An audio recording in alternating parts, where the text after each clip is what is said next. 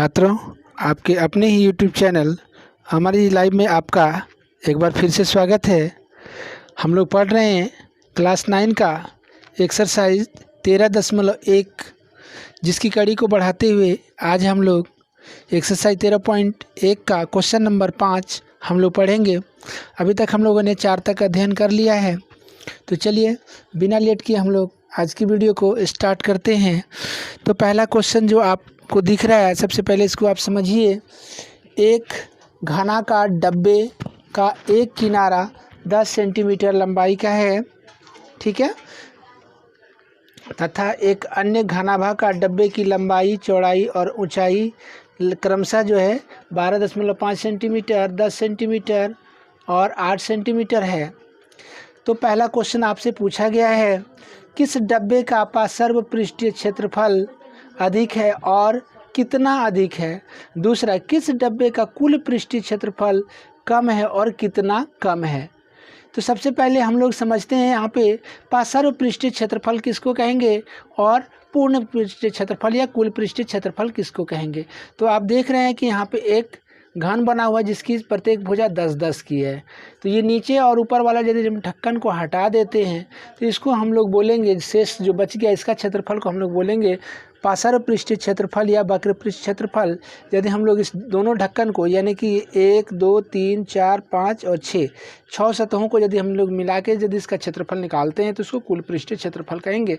Same system लागू होता है इस घनाभ में भी, ठीक है। तो आप मेरे ख्याल से आप इस चीज़ को समझ गए होंगे कि कुल पृष्ठीय क्षेत्रफल और पार्श्व पृष्ठीय क्षेत्रफल क्या होता है। तो चलिए हम लोग सवाल की ओर बढ़ते हैं।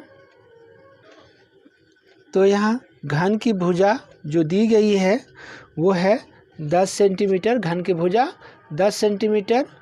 घन का पार्श्व पृष्ठीय क्षेत्रफल, तो दो जो है फलक का क्षेत्रफल को छोड़ देना है, तो हो गया 4 गुने भुजा का स्क्वायर यानी 4a स्क्वायर बराबर 4 गुने a मतलब 10 का स्क्वायर। तो 4 गुने 10 का स्क्वायर हो गया 100। तो 100 और गुने 4 बराबर 400 वर्ग सेंटीमीटर। इसका आंसर निकल चुका है। आप देखते हैं घनाभ में, घनाभ की जो भुजाएं हैं वो दिया गया है लंबाई 12.5, चौड़ाई यानी कि बी जो है वो दिया गया है कितना 10 सेंटीमीटर, तथा एच जो है वो दिया गया है 8 सेंटीमीटर, ठीक है, एच 8 सेंटीमीटर है। अब हम लोग करेंगे घनाभ का पार्श्व पृष्ठीय क्षेत्रफल, इसमें भी 2 सतह को छोड़ देना है, तो हो जाता है 2 × BH + HL, ठीक है, बराबर 2 × B का मान 10 गुने 8 जोड़ 8, H का मान 8 गुने 12.5 को आप लिख सकते हैं 25/2। तो 2 एकम 2, 2 चौके 8, ठीक है। तो अब हम क्या करते हैं, इस 2 को हमने क्या किया यहाँ पे उतार दिया यहाँ पे।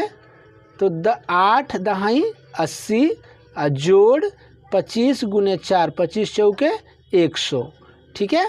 यहाँ तक आप बिल्कुल समझ चुके होंगे। अब क्या करते हैं, 100 और 80 को हम लोग जोड़ते हैं, ठीक है। तो 100 और 80 को जोड़ते हैं तो हो जाता है 180 गुने 2 बराबर 360 वर्ग सेंटीमीटर।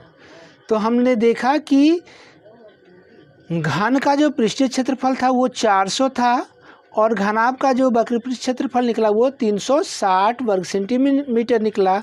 तो इसका अर्थ हुआ कि घन का पृष्ठीय क्षेत्रफल अधिक है।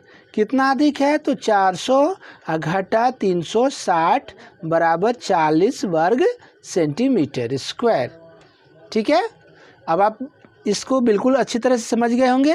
अब दूसरा क्वेश्चन जो था, किसका कुल पृष्ठीय क्षेत्रफल कम है और कितना। तो सबसे पहले हम लोग निकालते हैं घन का कुल पृष्ठीय क्षेत्रफल, ठीक है। तो घन का कुल पृष्ठीय क्षेत्रफल होता है 6 गुने भुजा का स्क्वायर। तो 6 गुने भुजा का मान है 10, तो 10 का स्क्वायर तो 100, 6 गुना 100 बराबर हो गया 600 वर्ग सेंटीमीटर, ठीक है। अब हम लोग क्या करते हैं,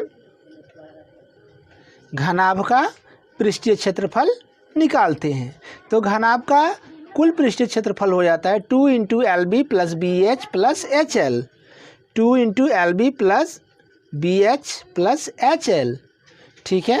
तो 2 गुने BL का मान 12.5 गुने B का मान 10 जोड़ B का मान 10 गुने H का मान 8 जोड़ H का मान 8 गुने L का मान 25/2। तो 25 से 2 से हम कटा देते हैं 8 को 4 बार में, ठीक है।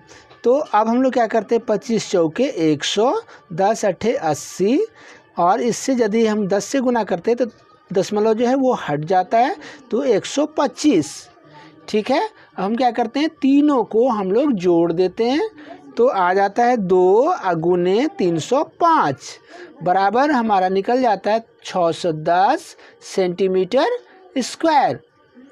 तो अब हम लोग कंपेयर करते हैं कि किसका कुल पृष्ठीय क्षेत्रफल कम है। तो देखते हैं घन का जो पृष्ठीय क्षेत्रफल था, कुल पृष्ठीय क्षेत्रफल वो कितना था 600, और घनाभ का कितना निकला 610 निकल गया है, ठीक है। ये निकल गया 610, ठीक है।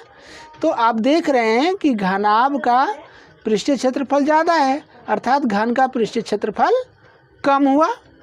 तो हम लोग लिखेंगे घन का पृष्ठीय क्षेत्रफल कम है, कितना कम है 610 सेंटीमीटर स्क्वायर घटा 600 सेंटीमीटर स्क्वायर, अर्थात 10 सेंटीमीटर स्क्वायर।